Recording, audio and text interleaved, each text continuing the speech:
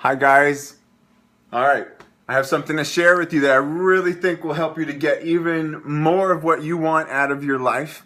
It's because I really think it relates to everyone. I don't know if this is for someone specific. There's specific people who come to mind for me, but you know, everybody, every single one of you are good at something, right? You know what that is. You probably have pursued it specifically. You could name it because you intentionally pursued it. Others of you, you kind of always been good at it. But when you think about it, there are three areas of life that every single one of us are forced to handle, forced to manage, forced to give attention to.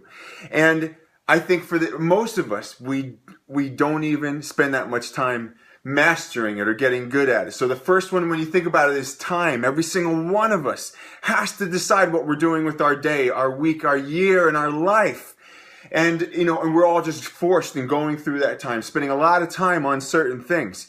And then the second one is money. Every single one of us has to try to generate income, or we have to get income from somebody else who's taking care of us. And by money, I don't mean like money itself, because money represents a good or something, a service or a good that's tradable because it enriches or adds value to somebody else's life. So you create a bag of rice and you're able to trade it for a chicken that you're going to go and eat. That's the way it used to be. And now we've forgotten what the value of money actually represents. So it's actually gotten tainted in certain people's minds. It's pursued for the wrong reasons. And then it's also, funny enough, rejected by Christians especially, and that's part of who my message is for. It's rejected by them because they don't, in my opinion, understand what money actually is. And there's a lie that's being told to them about it. But money, back to the three things, money is an area that every single one of us, most of us are spending at least 40 hours a week pursuing and chasing after money, yet we haven't tried to necessarily master that area. And then the third area is people. Every single one of us has to interact with people. Unless you live on an island, you have to interact with people. So think about those three areas: time, what you're doing with your time, and how well you manage it. Money, where you're at financially and what that allows you to do, to offer to others, to do for your family, ideas for your future, as far as if you want to go to school, that's going to mean money. If you want to take a vacation, it's going to mean money. If you want to go to someone's funeral, it's going to mean money. Someone's wedding, and you got to fly there, that's money, money, money, money. And the most important things in life, money's not the most important thing in life, but the most important things in life cost money, don't they? That funeral, that wedding, your child's education, whatever it is. And so yes, people can pursue money for the wrong reasons, but they can pursue it for the right ones, can't they? Okay, I know this is some of you know me, and this is coming out of my own experiences and me giving a response, hopefully not a reaction, a response to some of the messages that I've gotten from people about money. There's a lie that the enemy's convinced some of you guys of, me as well, but thank God that I'm free of it now, because now I can serve God the way I want to, the way that I know He wants me to. And that's not a shame-driven statement. Don't hear me the wrong way. And in Jesus' name, I declare that you do not have to have those kind of filters, that you can listen with your whole heart. You can listen with the intent to understand me, and that I can be understood. That was something I was scared of for the longest time, to just say plainly what I was thinking and believing, because I was scared people were going to misunderstand my motives for saying that, and then there's still some of that. You might hear some of that in this video, because it's still there for me at times, lying to me. So I'm going to speak the truth now. So time, money, and people. People, again, you're interacting with them. And that's part of your everyday life, whether it's your children, your mother, your father, your daughter, your sister, somebody, your boss. You are always interacting with somebody each day or each week. And so time, money, and people. All of us have gotten good at something. All of us, I know so many people who they have mastered the area of, NFL stats. They can name every player's performance and the numbers and all that stuff. And that's awesome. I'm not against it. I'm not saying anything bad about it. Hear my heart. So I know people who have mastered that area. I know people who have mastered random things like chess or whatever. They've devoted years and all their free time and their hobbies to just getting awesome at that. Really good, high performance, or politics, in the hobby sense, because they're the people who really engage themselves fully in the area of politics, and they have all kinds of great opinions on it. They're not necessarily taking action on it, but they can yap about it really well, and they know more than you and I do, right? So all those different areas that we've each have found mastery in. And what I wonder is, why in the world would we ever want to neglect the mastery that's sitting right there for us in those three most important areas: time, money, and people? We are forced to tend to those areas of our lives. Yet, how many people decide to master? To spend 4 years of their life, just like with university, taking classes and getting mentorship and reading books around how to manage your time, so that later you have become the master of your time. You get every single thing done, and you feel like there's tons of time each day. How many of us feel that way at the end of each day, that we had tons of time to do whatever we wanted and we got a million things done? How many of us feel that way? Well, you can. That's the funny thing. If you can master other things, you can master that. If we can send people to the freaking moon, we can master time. But why don't we? Why don't we? Right? Money. If you could be at the place where you are able to contribute massive amounts of money to projects and programs that are out there that you believe in, they make a difference. If you could master money to that level, and instead of spending that time on mastering chess, you could be allocating that time to mastering this area, money, or mastering time, you could be getting so much more. Actually, if you master time, you'll have more time for that chess. You master money, you'll have more time for that chess or whatever it else.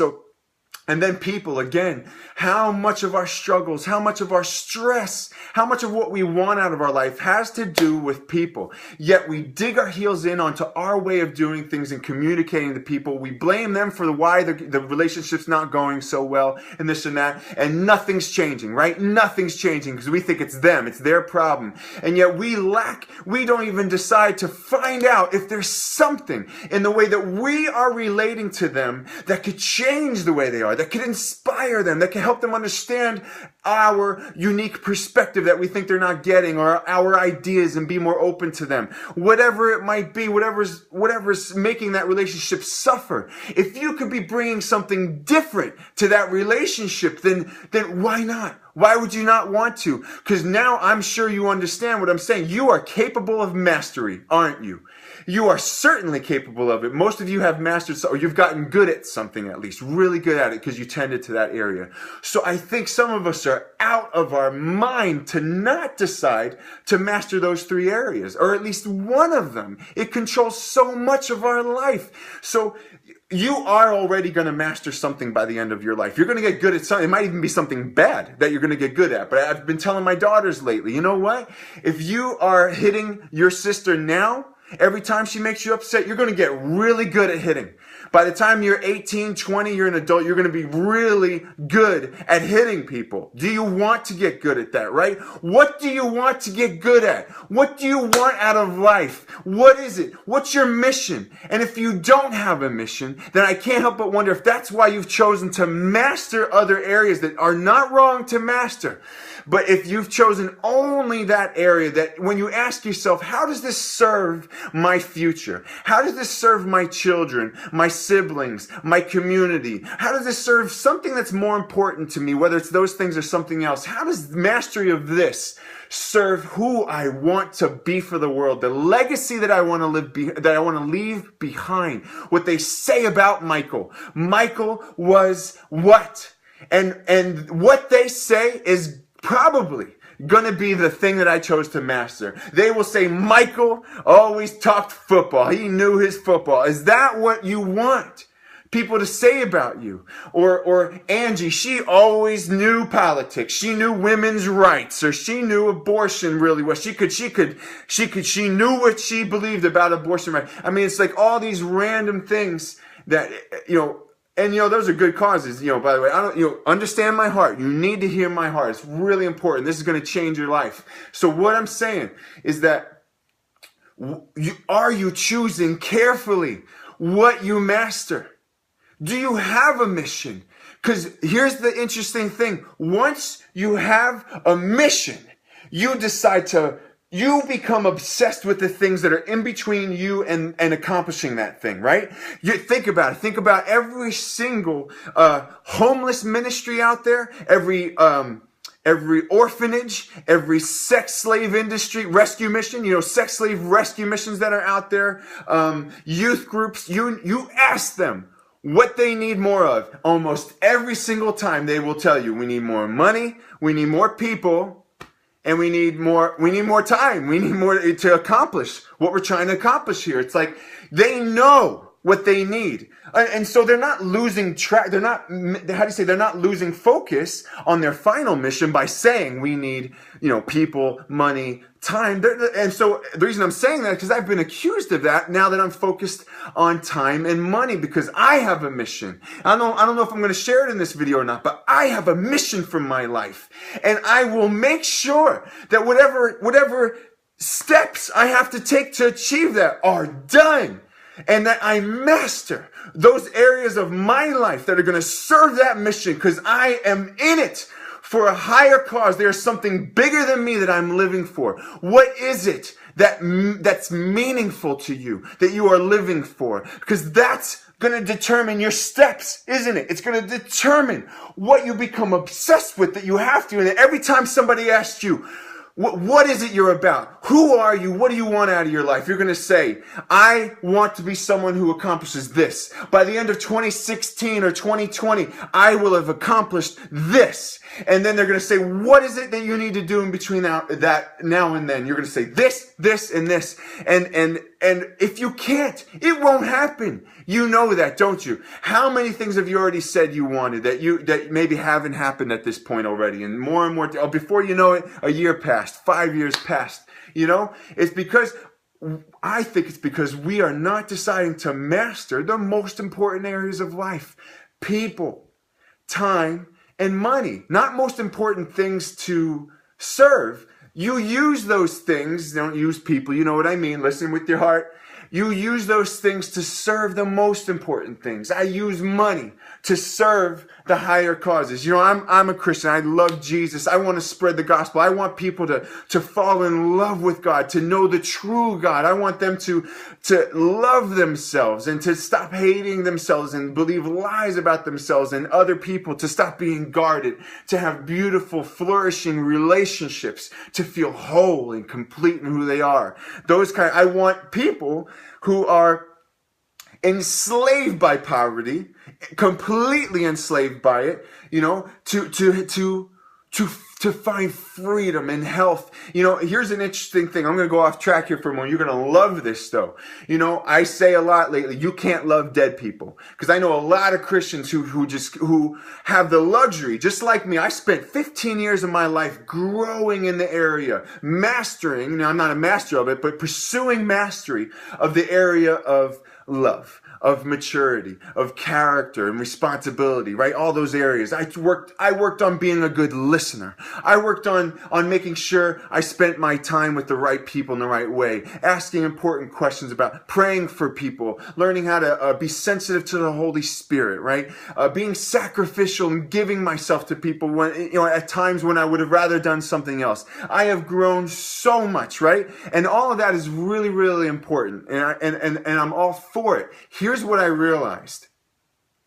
People in undeveloped countries, which still represent more people, we just don't know them because we're in our own little worlds, and that's okay, but it's just that it represents more of the world that exists right now. People, they don't have the luxury of deciding, you know what? I'm going to be the type of father who's involved in my children's life. I want to be that type. I want to grow more in being a father who's involved in my children's life. See, we have that luxury in developed countries to focus on those areas, and they're like luxury love areas, luxury growth areas, because the reason they don't focus, what they have to focus on is deciding which child, because they have two, and they don't have any freaking food for them. They have the tiniest tiniest bit of rice, and it's bland, and it's dried up, and it was made with contaminated water, and they have the tiniest amount of it, and they have to decide, because has already been going on for years,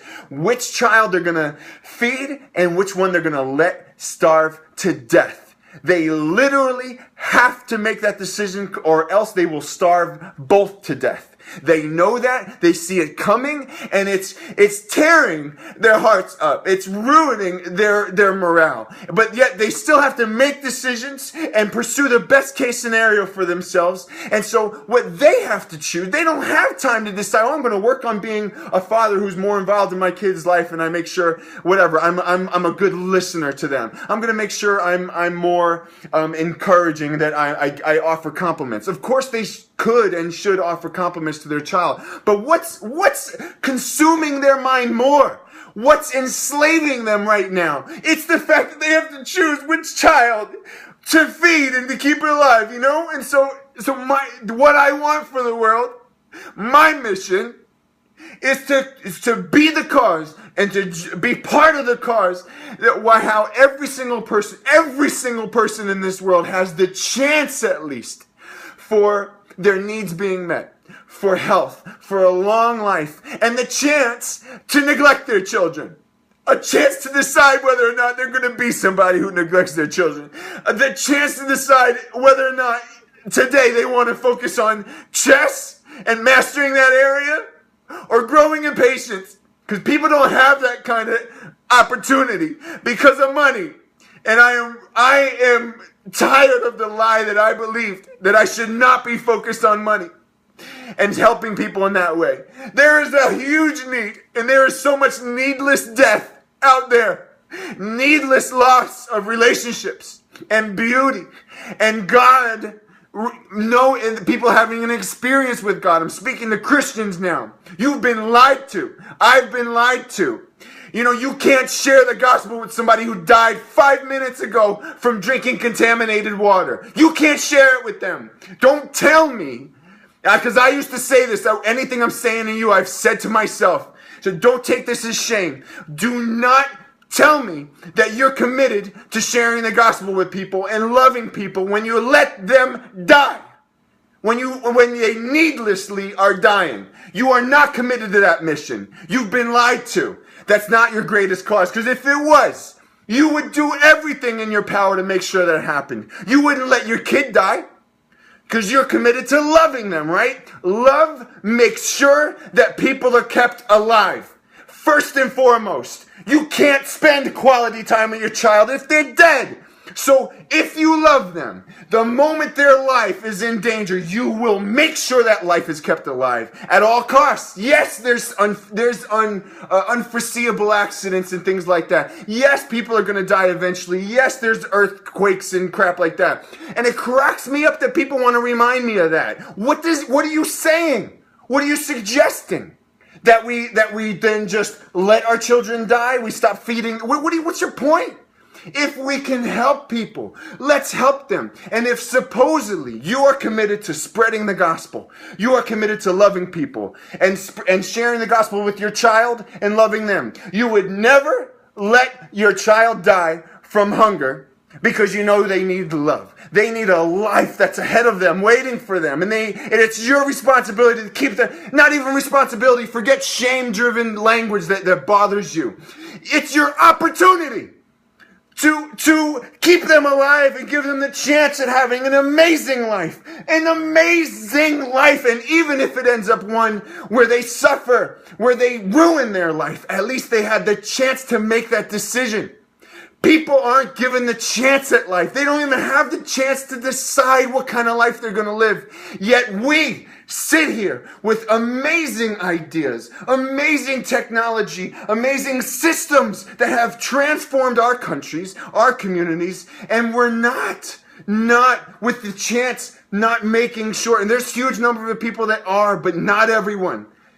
We're not making sure that we do everything in our power to keep those people alive, to offer them that chance to be alive and to have to have a more, to be physically alive so that they can be spiritually alive, to be emotionally alive, to be relationally alive. You have to be physically alive to experience any of the most important things in life. So money is one of the most important things in life, in my opinion, because it is the bedrock for all the other most important things that happen. The highest things that can occur cannot occur unless a person has money, because hopefully you understand the relationship, because if they don't have money, that means they cannot stay alive, all right? And so I understand there's some exceptions to that, but let's be real. How much time do you spend every freaking week going to work, or your husband or your wife going to work? If money wasn't important, then stay home and tell me what happens. See how that works for you. You know it's important, but you just, what you're trying to tell me, and I appreciate your heart, is that you don't want to be consumed with money. You don't want to be like those people who, and everyone assumes that rich people were consumed and obsessed with money, and not just, lucky and came up with a brilliant idea. But anyway, let's just say they were obsessed with money, because I've become obsessed with money, because my greatest obsession I just told you about is to change the world, and you can't do that without money, in my opinion. Like I said, ask any freaking adoption agency or whatever. So I just get off of that. Get off of that. Or you know what? If you're going to stay on it, don't ever. I'm asking now every single one of my friends who've ever said it to me. Not too many of you. Don't worry. Not everybody's getting on my case. I'm just saying there's a few. You're nuts. Don't ever talk to me about that again. Quit your job first and somehow stay alive for 5 years without working, and tell me how you pulled that off. And then maybe I'll let you come and talk to me about not being focused on money. You're focused on money. You're very focused on money. So, and you're not focused enough, in my opinion. That's my point. So, I'm saying all this to say that, people don't have a mission. I think a lot of what's driving people's mastery, their choice of mastery, is the fact that they don't have a mission. Once you have a mission, your own personal mission, then you do become obsessed with the steps, because they have to happen in order to achieve it. So if you love God, and I get, that you have to be whole in God, you have to be content, and that's a misapplication of those concepts, being whole in God. You're pretty much suggesting, some of you, and I've said this to them also, that none of this is a hidden message or opinion of mine, and I am talking right to some of you, but you've already heard me say this.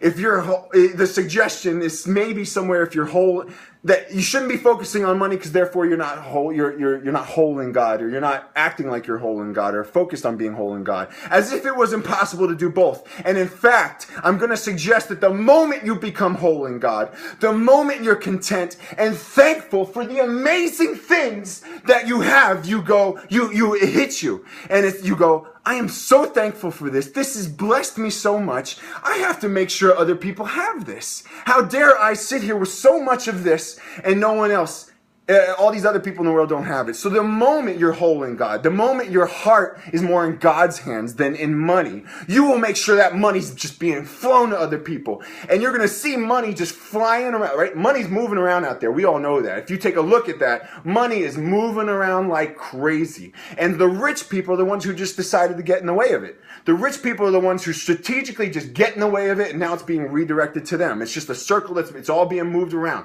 Get in the way of it. And so here, somebody's going to get in the way of that money. Somebody is. And my thought is, it might as well be me.